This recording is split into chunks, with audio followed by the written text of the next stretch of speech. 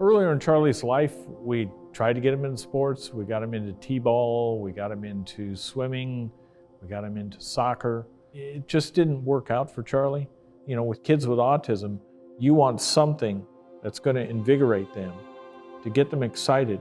And golf was the thing that got Charlie excited.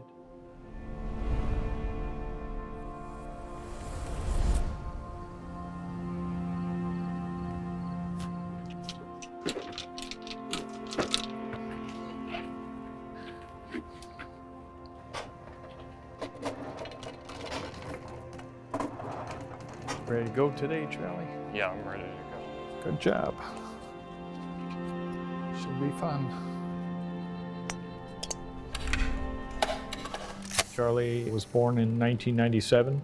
After a year and a half, we noticed that potentially there was a problem. We had him diagnosed, and Charlie turns out that he had autism. I'll bring my 6 hybrid. Charlie is a great kid as far as determination, motivation. I always trust that he's going to give it his all, basically. There you go. More of a low shot, but right down the middle, Charlie. That'll work. He was 10 years old, August of 2009. We saw what I call an advertisement, and it was in a book from the Courage Center that we got, you know, quarterly. And the book had a class for golf for kids with disabilities. When I saw that in there, I thought, golf? I never thought of golf.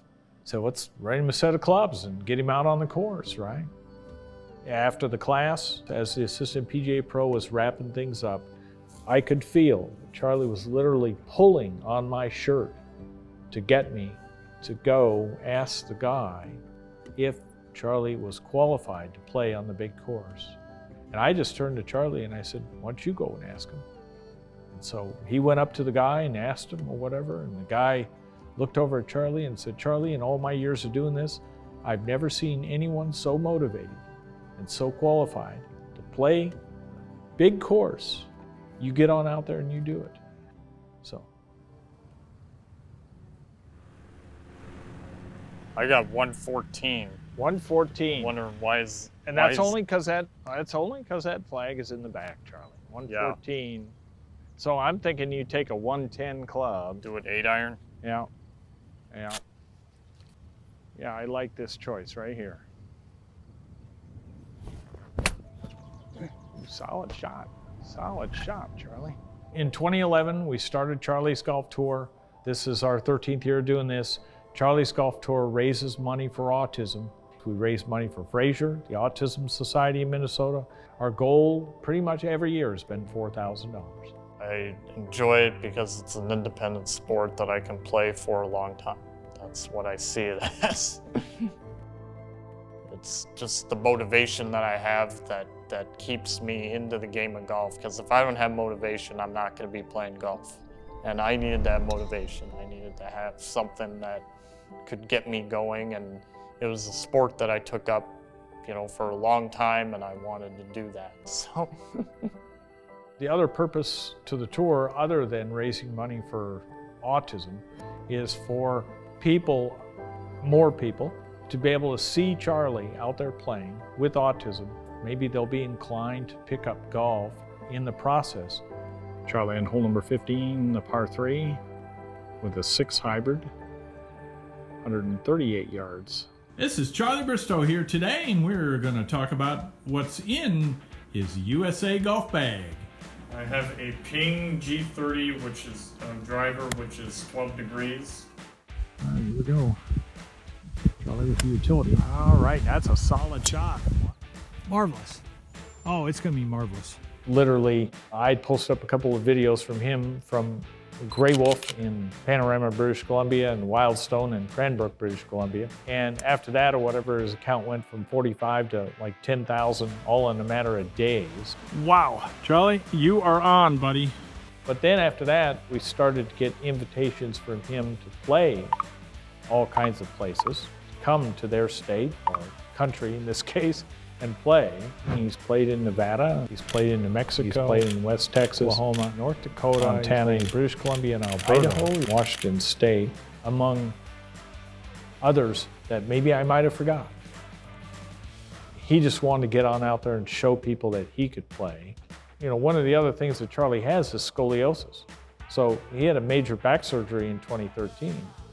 Well, they saw his swing was highly unusual.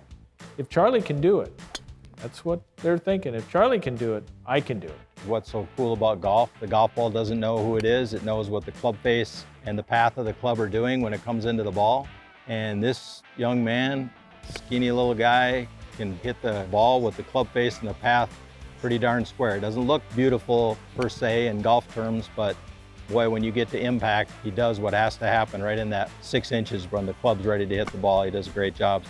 I couldn't swing like Charlie does and find the golf ball, but he owns his swing and he finds it every time. As long as my body is holding up, I will be able to play for as long as possible. That's the way I see it. And if I get good enough, maybe you'll see me on the PGA Tour someday.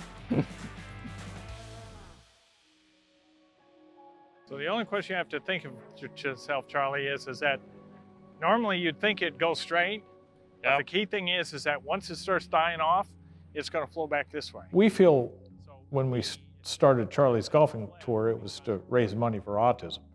But now it's gotten to the point of, because Charlie has been seen so many times around the world, that now we see the bigger purpose of it is Charlie, is showing people that people with autism, people with disabilities, not even just autism, but people with disabilities can get on out there and play the game of golf and actually do well at it and feel good that they're doing well at it.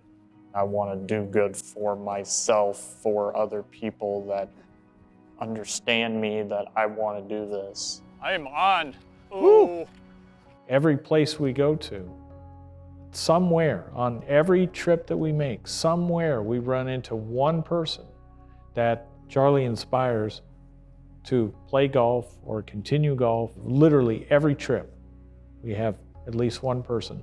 That's a victory for us. And the important part is to have fun. That's the main part about golf. If it wasn't all about that, I wouldn't be playing this game. But they can experience it for themselves. That's what the goal is. So.